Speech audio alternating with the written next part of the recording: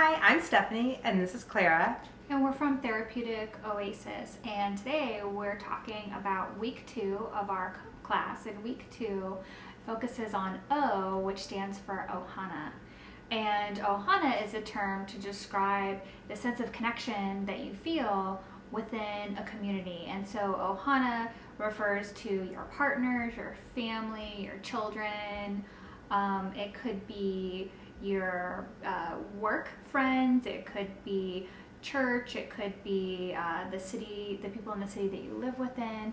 And so all the people that you interact with throughout your life can together give you this sense of Ohana, and it's really like being in a tribe, right? Yeah. Yeah, this idea that you are connected in this group, in this family, whether you know someone or you really don't know them. When you're in the community together, you really feel connected.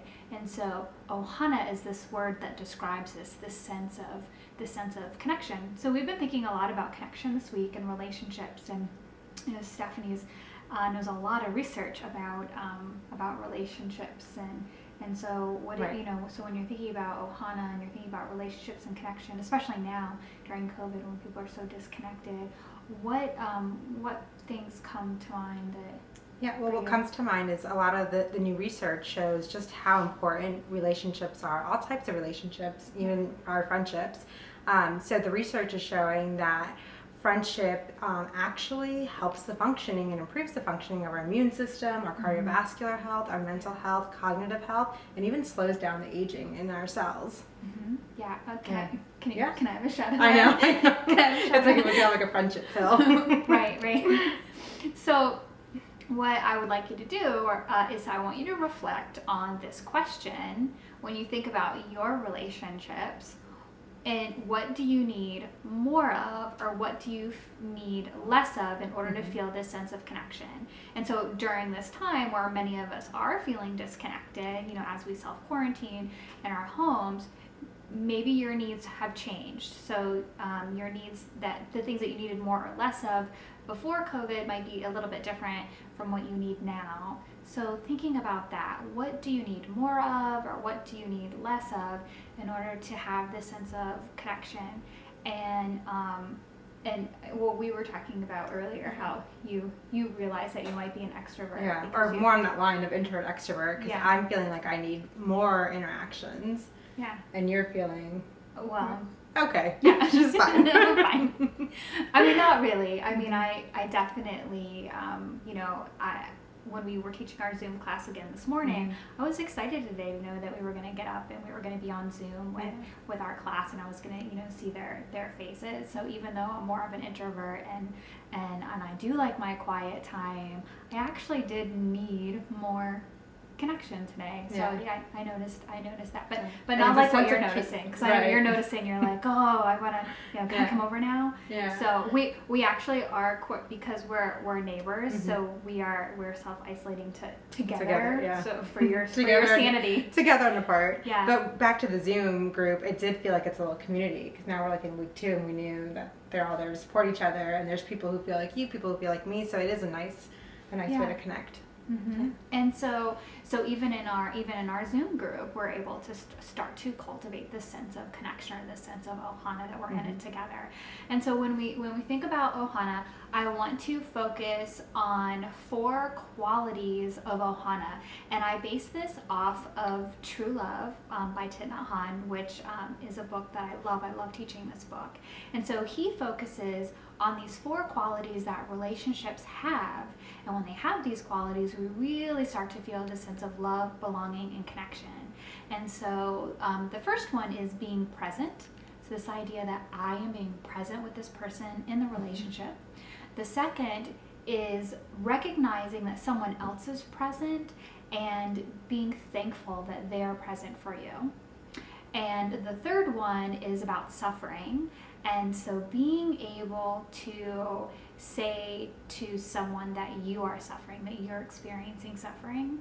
And then the last one is to recognize when someone else is suffering. And so to be able to say, hey, I noticed that you're suffering. You've been texting me a lot. Do you need to come over to me? Yeah. Yeah. And so when we're participating in these 4 qualities in our relationships, right? So 2 of them are about being present and 2 of them are about suffering. So when we participate in these things, we tend to feel this sense of connection. And you can practice that in your marriage relationships, your dating relationships, any partner relationships, parent-child relationships, friendships, what have you. You can really look at those qualities.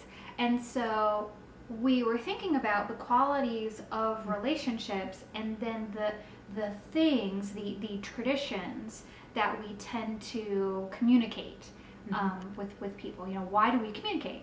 And when we do communicate with people, are there certain types of communication that really cause us to feel connected? And oftentimes when we're communicating vulnerabilities or suffering, or some sort of discomfort, we do feel the most connected to people.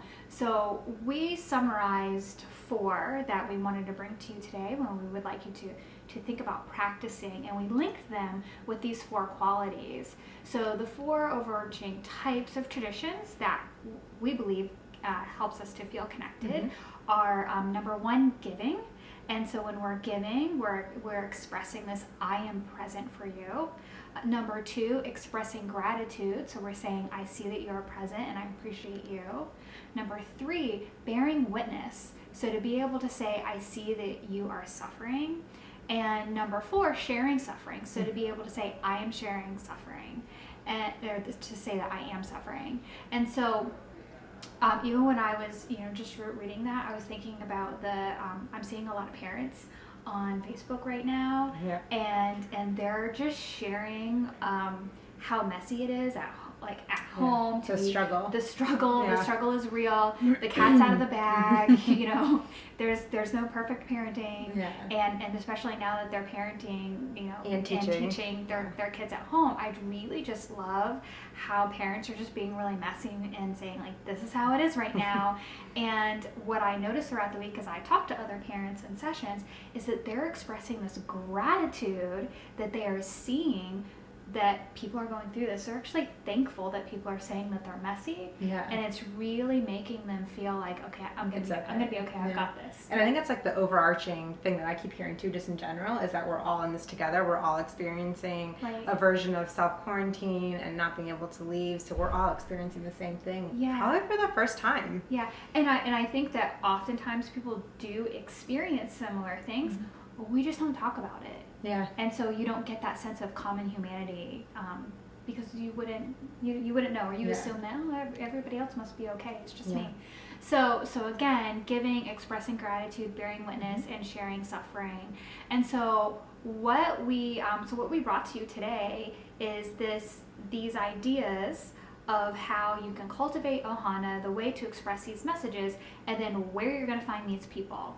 So we came up with a digital landscape or a digital map of your relationships, and so we'll put that on the screen for you to take a look at. And so as you notice on the worksheet, it starts with a core, a center core, and it works outward. So I'm going to just start at the core.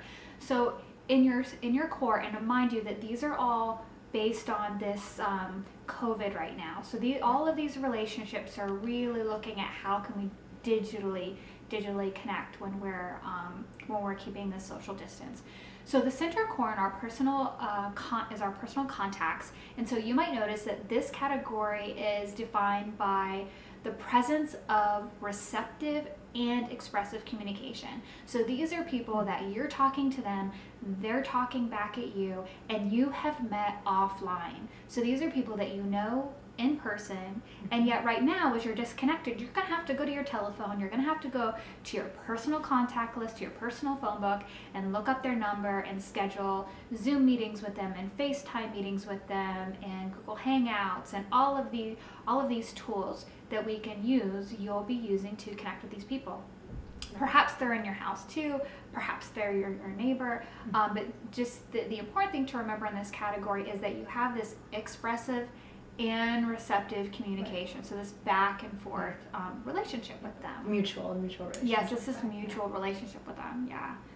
The second category, as we float out just a little bit, is friends and followers. So this is based on, when we use the term friends, we're thinking about Facebook friends, followers, we're thinking about Instagram, TikTok, all of these other online platforms. So this category is defined by the ability to build receptive and expressive communication. So you may not have it yet, and yet the ability is there because you have connected. So you've connected on a digital platform. You may have not met this person in real life, or know of them in real life, and yet you have this, you have this digital friendship. And so you might be posting information, you might be posting memes, you might be, giving like your thoughts of the day. Other people can respond back to you or comment or like, and you can share stories and all of these things. So those are the types of activities that are happening in friends or followers.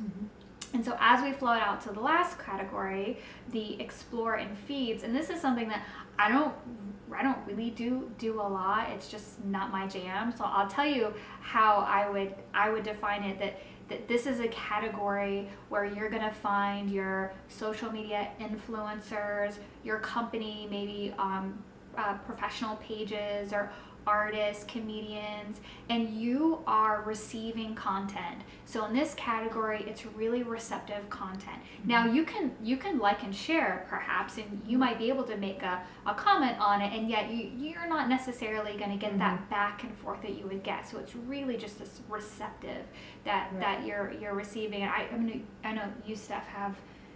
This part is your jam. I think I have more of the personal and then less of the explore. You have a lot of the explore. Yeah.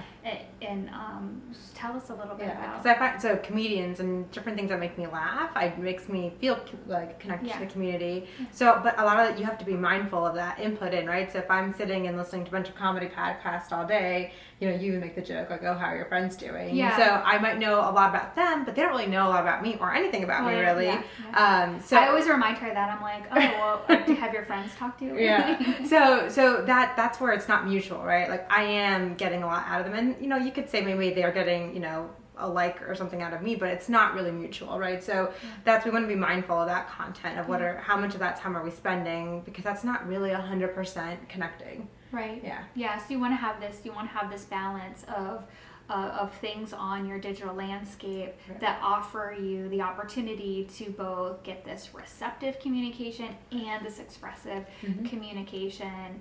And even though with the explores and feeds, even though I know that you really are only getting receptive communication, they are things that I know you really enjoy, and you bring it back to me, and we talk about it and laugh about it. Or even like memes, right? Like sometimes you get joy out of those things. Yeah, and it's get really creative. important.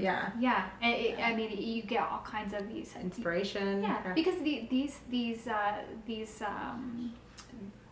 professionals, influencers, and companies that you're following, probably you share some sort of personal value or hobby, and so it really can stimulate this creative side of you to have that in the plan. And through those pages, you could begin to build those new relationships by meeting people on those pages who are interacting. So that is a way that you could create. That's an important point. So this is a circle, because the relationships can have this sort of ebb and flow to them. So essentially I could have somebody like that's in an explore and feed, and then I could start to talk to them a little bit more, and then maybe personally Facebook friend them, and then perhaps they do live in my community, and then I do end up personally meeting this person. So relationships can actually grow and develop and change within this digital landscape. On your screen, you see our working sheet, Cultivating Ohana. And our home challenge for you is to complete this sheet, where you're going to be looking at the individuals that you would like to focus on, their tradition that you would like to express, whether it be expressing gratitude, sharing suffering, bearing witness, or giving, and how you intend to communicate this message. I want you to use your digital landscape that we talked about earlier as you put together this plan. So we invite you to spend 19 minutes today to review all the content that we've brought to you in creating this Ohana plan. And then we would like you to join us again next week as we talk about physical well-being. We'll see you guys next week.